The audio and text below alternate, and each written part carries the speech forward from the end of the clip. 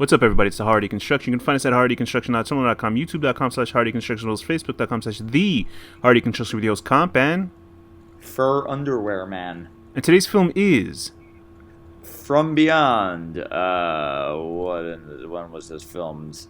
1986. You want to say that? 1980. From Beyond, 1986. From Beyond, 1986.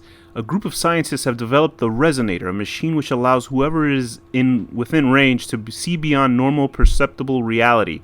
But when the experiment succeeds, they are immediately attacked by terrible life forms. Directed by Stuart Gordon. Hello, Gordon. Based on a story written by H.P. Lovecraft, written as well as by Brian Yuzna, who did the Fantastic Faust adaptation. Oh boy! Whenever I hear the name Gordon, I always go to Addams Family, where it's the fake. Oh, the mom, fake name and for. She's like, Gordon.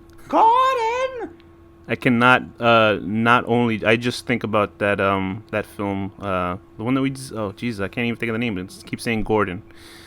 The Insane Asylum with whatchamacallit. All right, very good. I don't know. Jeffrey Combs, Barbara Crampton, and Ted Sowell. So this is basically a reunion of sorts for the cast of Reanimator. Oh, Session 9? Yeah, Session 9 was the film I was thinking. But yes, it's Okay. it's essentially a well, I guess it's just a reunion of Stuart Gordon and Jeffrey Combs and Barbara Crampton. Finally, a Barbara Crampton role I like. Oh, she's actually in a film that I actually like. That's what I mean. No, I did like Reanimator, so I take that wrong. No, but, Barbara Crampton's awesome, but this is wonderful. I just feel bad because the only one that I had any idea that Barbara Crampton in was in that fucking The House We Live In. What was that movie with the haunted house? And there was like...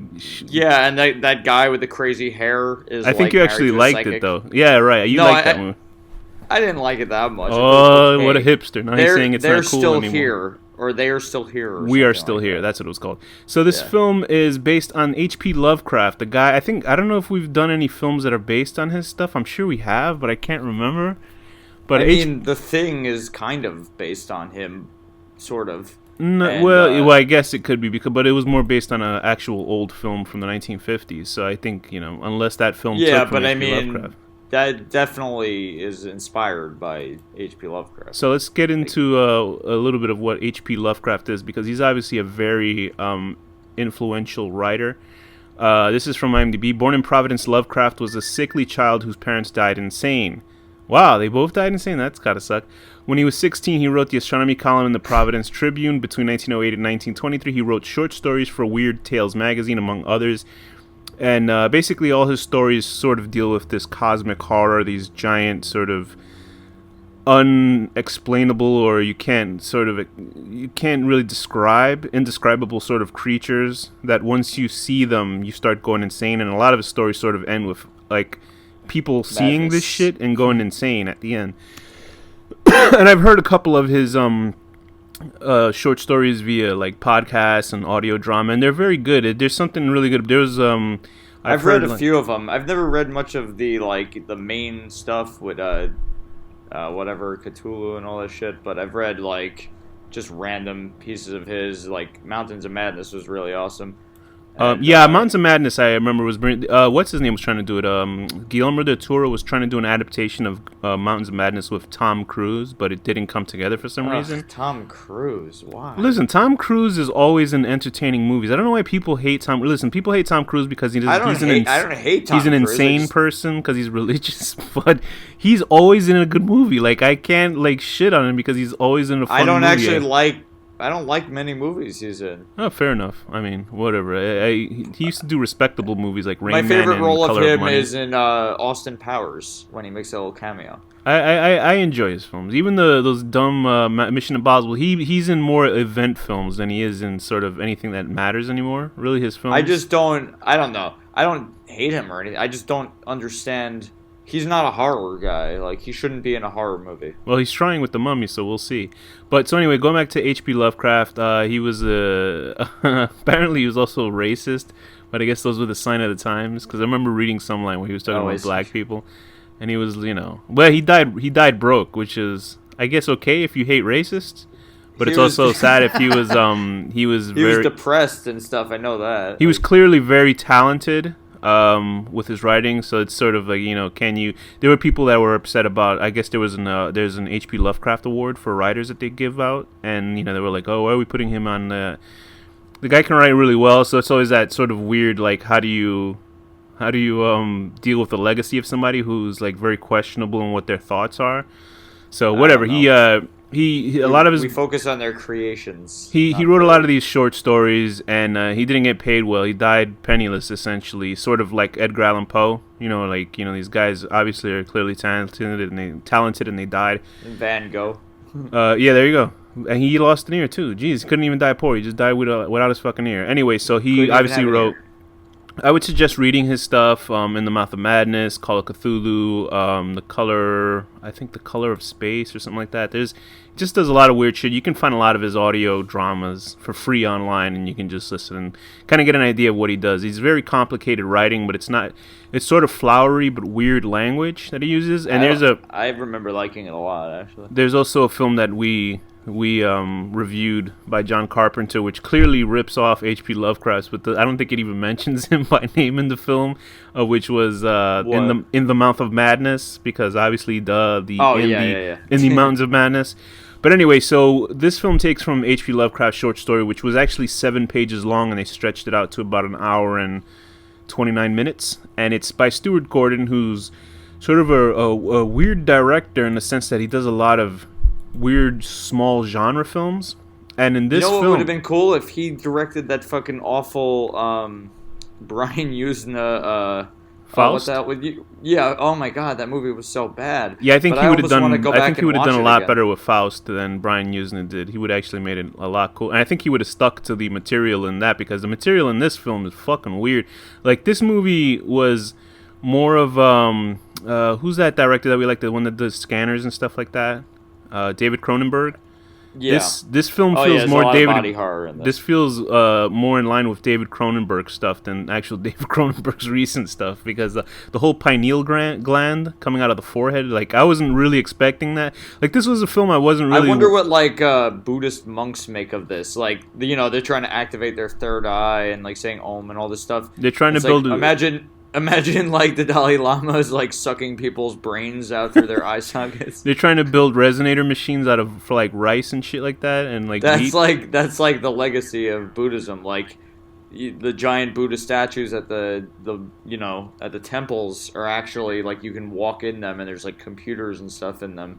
It's weird because this is a film that I didn't want to like. Oh, it's funny. Stuart Gordon wrote Honey, I Shrunk the Kids. That was a cool movie. Anyway, that is a cool movie. This was a movie I wasn't like interested in watching, and I don't know why. Maybe because it was like an older film, but I don't know why. And I'm glad I did see it, because it's certainly a weird movie, and it's fun. It's not as good as Reanimator, but it's pretty good. Right. I mean, there's stuff about it that I liked, not enough that I didn't dislike it. Like, there's nothing about the movie I really dislike, I gotta say. I mean, besides just one of the characters, the effects are pretty idiot. Outdated. What's that? I would say the effects are pretty fucking outdated. Some of them, yeah. I think for the most part, the effects are pretty fun. But yeah, there are some pretty bad, like, green screen monsters and like superimposition of creatures flying in the air and shit like that. Anyway, so let's get introduced to the characters. So, in the original storyline, it was actually like a first person, because I think H.P. Lovecraft. I wanted to read the story before I did this episode, but you know what? Fuck it. Who cares? The character was Crawford Tillinghast, was actually the antagonist in the story, and he, I think he actually sacrifices his hired help and sends them into the other dimension, and they get eaten by creatures because he was so obsessed with finding out what this other world was, and the main character stops him.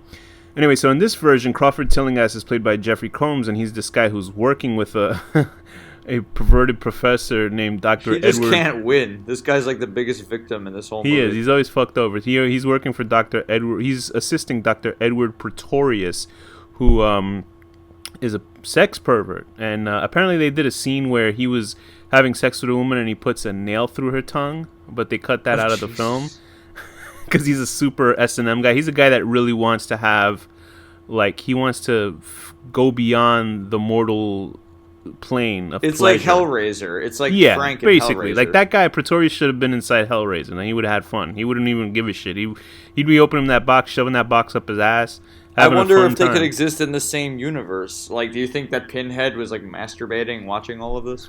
You know, it's funny though. I guess you read that book, the original. I guess what was that book called? That what's his face wrote about the Hellraiser. It was called something else. What, Clive Barker? Clive Barker's original novel for Hellraiser. Did you read that? Because apparently Pinhead was a woman. I did. In the original? Something of the damn. What the hell was it called? Actually, the heart of the something or something like whatever. Either way, I didn't know that Hellraiser was actually a woman in that book. You didn't even bring that up unless you didn't read that book. I don't think you're right. The Hellbound Heart, and I don't think you're right. Really? Oh, so then somebody fucked up. I was watching since I've read it. So. I was watching a YouTube video where it shows the differences between the novel and the film, and they explicitly stated that Pinhead's actually a woman in the novel. So unless that guy completely fucked up, yeah, unless you completely forgot about the book, like that being a the book is a lot less detailed and it's shorter, and I mean it's been years. I read it like 5 years ago or something. I don't really remember. But so Crawford Tillinghast. I like the book better. Edward Pretorius's name I recognize from somewhere. It wasn't from a movie that I saw before, but his name is I guess this character who was in The Bride of Frankenstein, the bad guy in that one, who was like Frankenstein's mentor or Frankenstein's like antagonist or something like that. It doesn't matter. It's just a cool name check. He was the guy that was trying to move in on The Bride of Frankenstein. And there's also it was like a weird love triangle. He was trying to eat some dead ass. So there's Barbara Crampton playing Dr. Catherine McMichaels, a stunningly, and I don't mean stunningly just because she's attractive, but stunningly incompetent fool, a buffoon of a doctor who enrages me as a character because she's such a fucking jerk off. Like, she's such an asshole character. She causes all this. Well, she gets hers in the end. But it's just that you see her and her character motivations are understandable, but it still like drives me nuts. Yeah, she's a complete asshole. So Dr. And this poor guy is like suffering the whole time because of her. Yeah, and there's nothing funnier than Jeffrey Combs' face when he's suffering because it's just something about his face that's funny. He just looks funny. The best part is when he has no hair after that part. And I don't know whether it's just because because I don't think he's a bad actor. I just think he's a bad actor when he's in horror. Like, I mean, when he's like really his character. I love it. It's so. No, I mean, but it's just that amazing. maybe it's just that he can't control his face when he's afraid or like in terror. It's just funny looking. To me, it makes me laugh. Like him scared is like it's like watching Jim Carrey scared in a film. Like that's funny because it's like Well, he's like he's not doing it intentionally to make people laugh. He's like laugh. a living cartoon. Yeah, basically. right. He's essentially looks like somebody that came out from like a Warner Brothers cartoon. He looks like a standard like guy from a Warner Brothers cartoon. And when he gets scared, it's funny. Anyway, so. Right. Tillinghast, they turn on this resonator, which essentially kind of affects your pineal gland, which is what they say is the third eye. I do like that this film tried to treat the material very seriously, and it didn't make you feel stupid for watching it. When they try to explain the science, anyway. I mean. And like it's trying to explain the science without being too fucking hokey about it. I mean, it is sort of hokey, and I do like the idea of dimensions existing on the same plane as ours, but we just can't see it.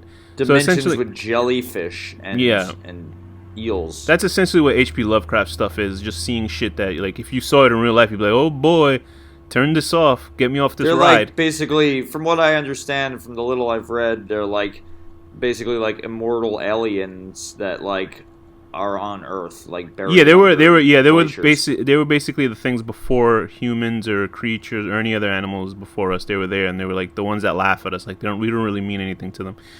So anyway, he is working under Pretorius, and they turn on this resonator, and there's like an eel attacks him, bites him on the face, like a space eel. I don't know what the kind of creature this was, but it looks funny because he's like I thought that was going to mutate him into a creature, because I remember just seeing the cover of the DVD for this film, or the poster. It was like this guy that looks like a mutant and shit, and I was like, what is this?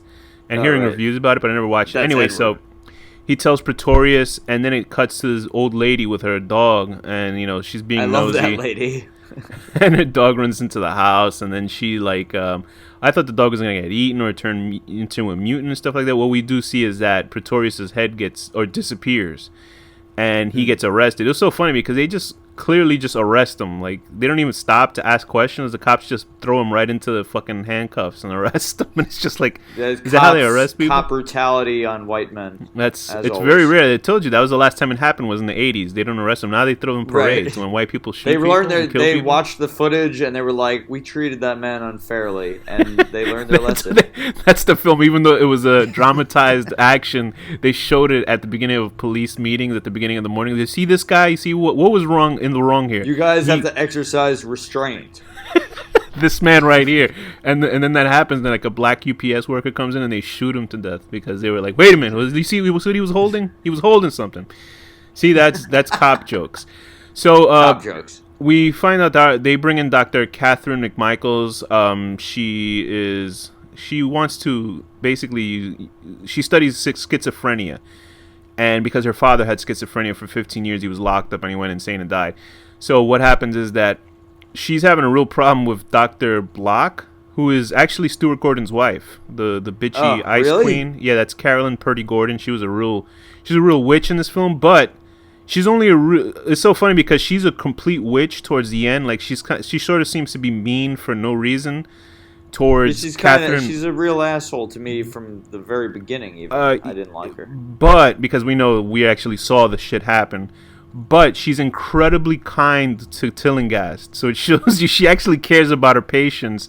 But if you're somebody that is against her, she wants to fucking kill you because she was treating Tillinghast like she was actually caring for him as a patient. Well, because she knew that he wasn't crazy anymore. No, she didn't. She just thought some shit happened. He has a fucking snake. He has like a fucking pineal gland growing out of his head like a snake. Yeah, but that doesn't prove that there was space aliens and shit. She just figures something happened to him with his pineal gland. She's just figuring something happened. At least she was taking care of him. The other woman, Catherine sort of, it's so funny because you're like, she's an asshole Block, but then you're like, yeah, Catherine did sort of deserve this treatment because she was being a dick. She didn't deserve electroshock. What upsets me is like, I was actually thinking that if I was in that situation, I would almost be happy if I got to have sex with her dressed in a full bondage outfit. Yes, and Barbara Crampton is smoking hot in this film. Like I thought she was attractive in Reanimator. I thought she was okay, but then I was laughing because it was essentially a disembodied head trying to eat her pussy in that film, which is too strange even for me. But in here, she comes like a super slut, which is good because imagine that was like a Marvel. It really was great. It was like a Marvel superpower. It's like you get you meet creatures from another dimension, and then you turn into a huge slut, and he becomes a male slut. Like, everybody was like a horny slut in this film. It was great. Yeah.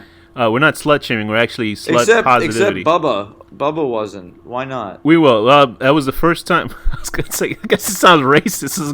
It was the first film to see. I'm saying. I'm about to say what I'm about to say. It was like the first time in a film where a white woman throws herself at a black guy, and the racist people didn't put him like butt fucking her like right there. He turned her down like a regular guy would. But I wouldn't be as strong as Bubba. But I wouldn't have turned it down. I would have been like, yeah, let's go.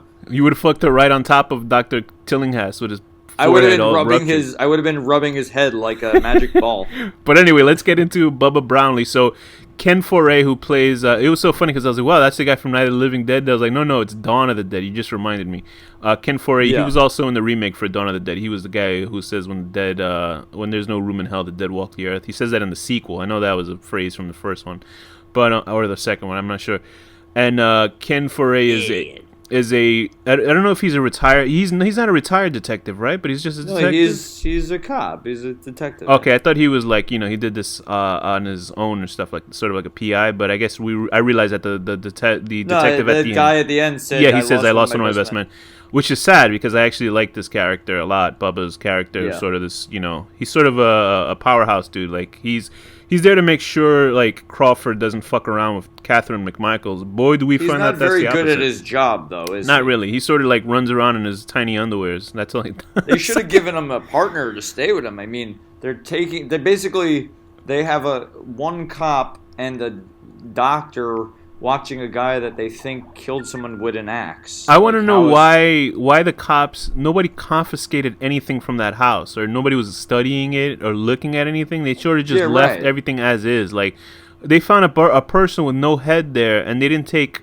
anything into the. They just sort of left everything there. This is bullshit. Like, I wouldn't think a cops would leave that and then just be like, okay, let's let this doctor go back to the crime scene and see what happens. But I guess the detective at the end. I guess back then maybe cops weren't as good. I mean, when I heard about the whole, this is the second time mentioning Jeffrey Dahmer. When Jeffrey Dahmer, the cops brought the victim back to him that's right. to kill. Yeah, but that's because those where was that, in Detroit? That's because the cops back then were racist and homophobes, so they didn't want to deal with gays or, any different ethnicity, so they sort of just let it go. They were like turning a blind eye to it.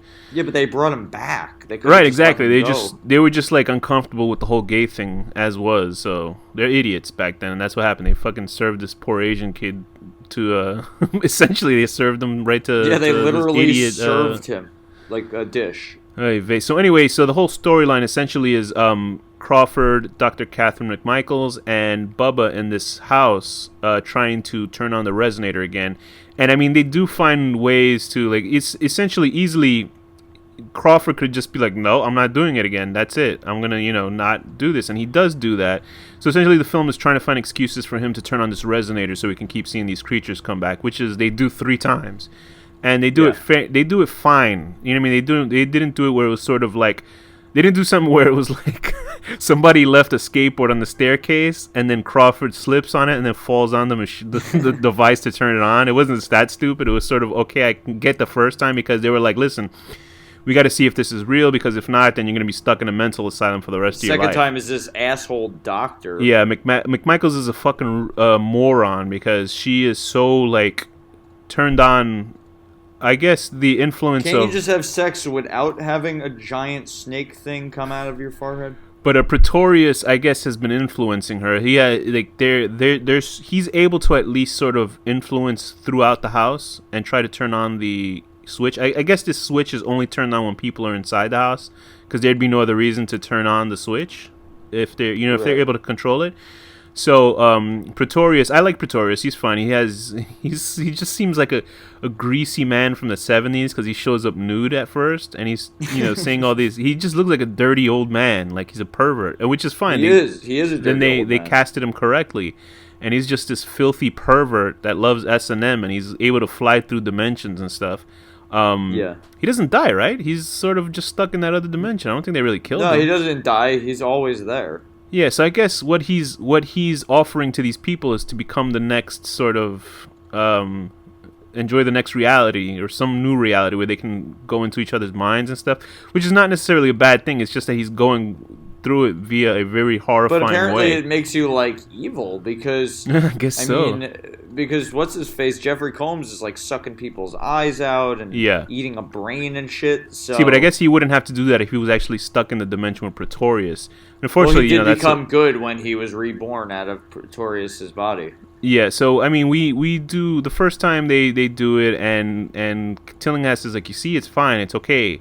And Catherine decides, we shouldn't. Well, everybody's essentially very freaked out about it, especially Bubba. He's like, but he does make a chicken and dumpling soup. How good did that soup look? It was like these big dumplings inside of the soup. And they made like a whole scene out of it. Yeah, and it was interesting. It wasn't bad. Like, the character interactions are really good. The dialogue is very good. I can't really find any fault with this movie besides, I guess, some of the effects, like you said. The latter half of the film seems a little too strange for me. Like, the one where he's running around in the hospital and it becomes some sort of weird slasher film. He's like this little golem, guess, like running around. Like right, but I guess and like I saw the Blu-ray edition, so some of the makeup effects are really obvious, like because you know how it's like super crisp and clear on a Blu-ray. It's like super obvious that his forehead's not correct and shit like that. And but anyway, like it's actually a well done film. But I understand why the last half of the film is like some sort of weird serial killer film. But though it sort of feels tacked on. But I understand that you're not gonna fucking like turn on the switch 5 more times in the film. You know what I mean? In the house, like it wouldn't make any sense. Like if the house, like if they found a way to have more people come to the house at the end, like if they had called other scientists over to look at this shit, then I can understand like a huge bloodbath happening in the film. But they didn't go that route. They sort of went in a more interesting route where he's Tillinghast. What happens is what happens to Tillinghast in his physical form? He gets his hair sucked off by a sewer slug or some shit like that. By a slug of some kind. He because of McMichaels' dumbass. I think it's so funny. Like he's just repeatedly beaten throughout the whole movie. He get his fucking pineal gland like burst out of his head. He's sucking people's It's brains really out. grotesque looking. That's why I say it's It more really is. it's like it was really affecting. I was like, ugh, like watching it. It's very, like I was saying, Cronenberg. Like that's more Cronenberg than Cronenberg, I think. That pineal gland popping out the forehead. It's like I'm sure The whole movie is. I'm very sure they watched Cronenberg. like Cronenberg stuff and was like watching like what was that movie with James Woods where he was able to turn his hand into a gun and he shot that guy and it exploded? Videodrome. Videodrome. It's very Videodrome, the effects in this film.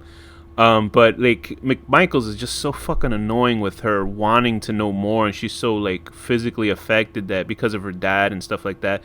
That like there's a part where she's turned on and she like I've never seen a movie where a woman like she gets into this S&M clothes and she's super hot in it, and she's got one of those. It's so good. Yeah, it's like Skinamax. I was watching that part in the gym, and I had to actually put the phone away because I didn't want somebody walking behind me seeing like this. Is that where you watch movies sometimes? Sometimes, yeah. Like if it's a movie that's mostly set in night, I can't watch it at the gym because the lights glare off the screen. But I can watch this because it was mostly in lit rooms.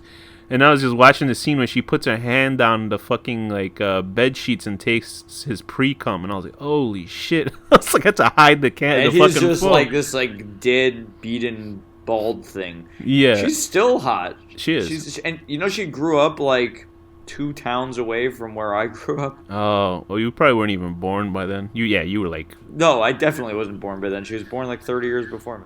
But she's all trying to get up on him, and then Bubba Brownlee like turns her away, and he's like, look at yourself in the mirror, and she's like realizing that she's all fucked up, and then they try to. It leads to that whole scene where everything just gets fucked, and they have to go back. Poor Bubba gets eaten alive by these space fucking bugs or something. I didn't understand. He's flashing a light at them, and they're flying. I think they were attracted. I think they were attracted to the light. And then he threw that. Yeah, it was very weirdly paced because he threw the flashlight and then it lit on him, and I guess the bugs saw the light. Ran or something. I don't know. Maybe he was like a deer and he got stuck in the headlights.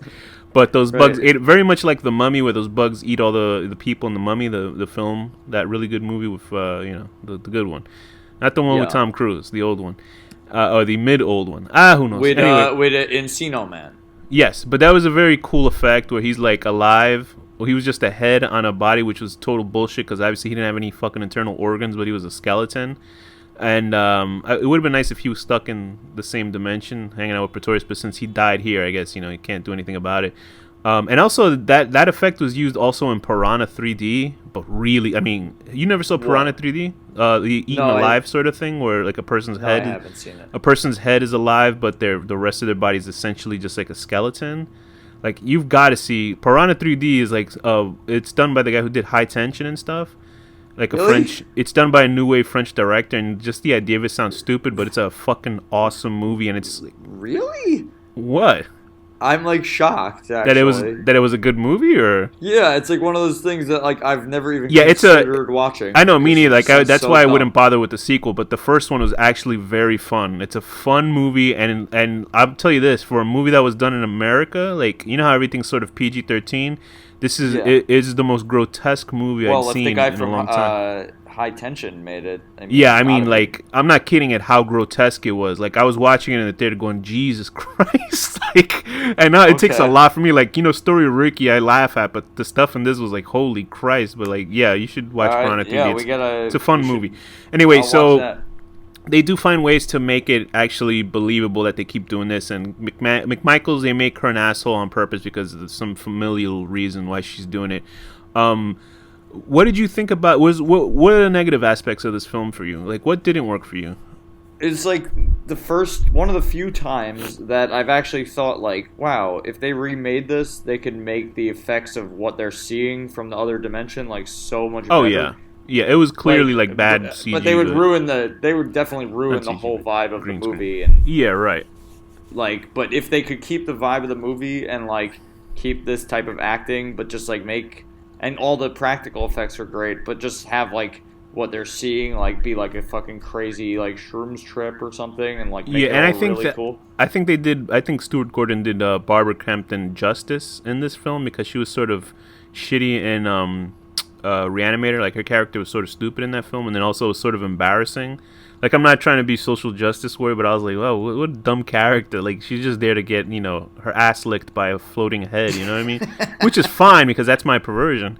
But in this one, she does better. The only time I thought that was pretty bad, like her acting sort of like went to shit when she was freaking out at the end, talking to the doctor. She was talking to Dr. Block, who's obviously a better actor, and she was like, I know I did wrong, but you gotta let me go. And I was like, oh man, what happened? Did Pretorius like eat her part of her brain with her acting? I actually didn't notice that part. Yeah, it was pretty bad. Dr. Block is a shithead, but I didn't feel too bad. Like I didn't feel too bad about her because she treated Tillinghast at least nice. There's two good characters in this, like good people, and one of them ultimately sucks people's brains out through their eye sockets. Yeah, Tillinghast was trying to stop the whole thing. He should have just stayed in the fucking nut house, in the mental asylum, and he would have been fine. And I liked Bubba. I liked his character. And the detective guy. I liked him a lot. I felt really bad for him. Yeah, he was a cool character, but I guess they needed to kill somebody, and they killed the black guy. But it's really his boss's fault. They're going to send one guy alone with an axe murderer, possibly, and like a female doctor that's going to like try to take all the credit for a science experiment. Like, why didn't they give him backup? McMichaels is a fucking jerk. She's an asshole. What she does, she's like, she's trying to justify it. She goes, no, one person has to be near the control to stop it. And it's just like, oh, shut up, you idiot. You saw monsters from outer space, and it sucked the guy's hair off of his head. Like, I mean, it was a slug, right? Like, how does a slug suck your hair out of your face, but not your face? It's very strange that it removes your hair off of your head. Like, that's got to be like, imagine if that's like what bald people are afraid of. They call them Nair slugs. You see the guy who created the hair club for men tries to attack it with a laser gun. That's like their mortal enemies. And he shows up and he goes, I'm not just a client, and he's like shooting lasers at it. But so I mean, I liked the film a lot. Actually, I thought it was very good. I think I might like it a little bit more than Reanimator, but that might be crazy talk because I haven't seen Reanimator in a couple months or maybe a year or something. But Reanimator is like, it is better to me because it's more like it's less crazy and more like coherent. Okay, fair enough. But it's just this does get a little all over the place. I think they're both just as wacky though, because I mean the guy with the severed head eating pussy or trying to eat I know, but this is more like That's the fourth time I mentioned that scene. That's what sticks in my mind about that movie is decapitated head eating ass, which is fine. One of the best parts. It is. No, it's great. This movie has a main character that you like turn into a serial killer. Yeah, poor Tillinghast. Tillinghast is literally a punching bag in this film. Like all the bad stuff that you can imagine happening to a main character happens to him, and it's just because he was trying to but mostly like every character in films, it's like a person trying to. You know what though? I bet there's like a lot of like feminists watching this movie. Like he just sat by and listened to a woman getting beaten. He deserves this. He went down to that staircase to to get rid of the generator or to turn off the generator for the house without asking her permission, stuff like that.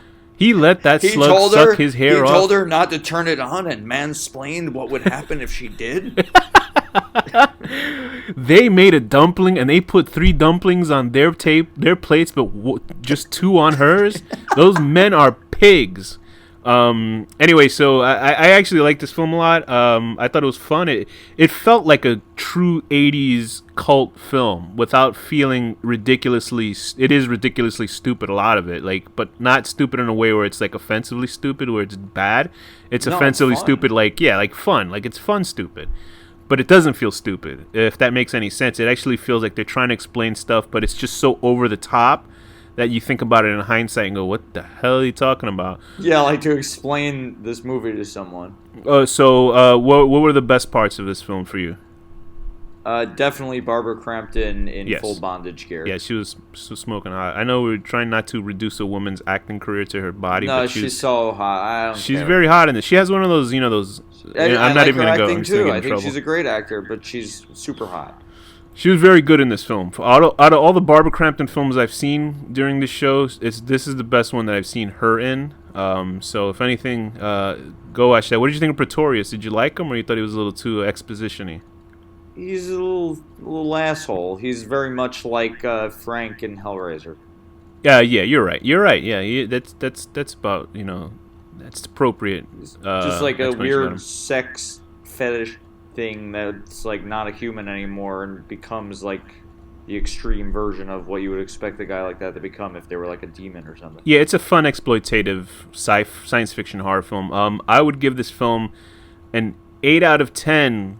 Walking into a room and seeing a woman in full S&M gear, and deciding not to sexually, it wasn't assault. It would sexually please her, but put her in front of a mirror, much like a character, much like a sergeant in a episode of Maury would to a delinquent child. You put her in the mirror and you make her see who she really is, and realize that's not who she is. She's a woman, a respectable doctor.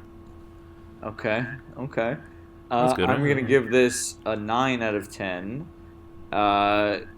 You see these weird fly things attacking and trying to eat your friends, so you flash a light at them, and then the light goes on you, and instead of moving out of the beam of the light, you just stand there and let them eat your body. That was incredibly awkward the way that scene was. It really was. It took me a while, and I'm only assuming it's because the light was on him that it attacked him. And also but the very timing awkwardly of it. done. Because those bugs were like attacking the other two for like a good like 20 seconds. Yeah, and then it they eat attacked them. him for like 2 seconds. Could it be they Like- enjoyed soul food, Danny? And I didn't mean it. I meant it because he has a good soul. He was a good guy. That was not And a racist. also because they're in touch with the other side of the world, like Yes. they can sense his spirit. Oh, that was an incredibly racist joke. Very good. Okay, Danny. With that, what's the final word? Shoe harvester.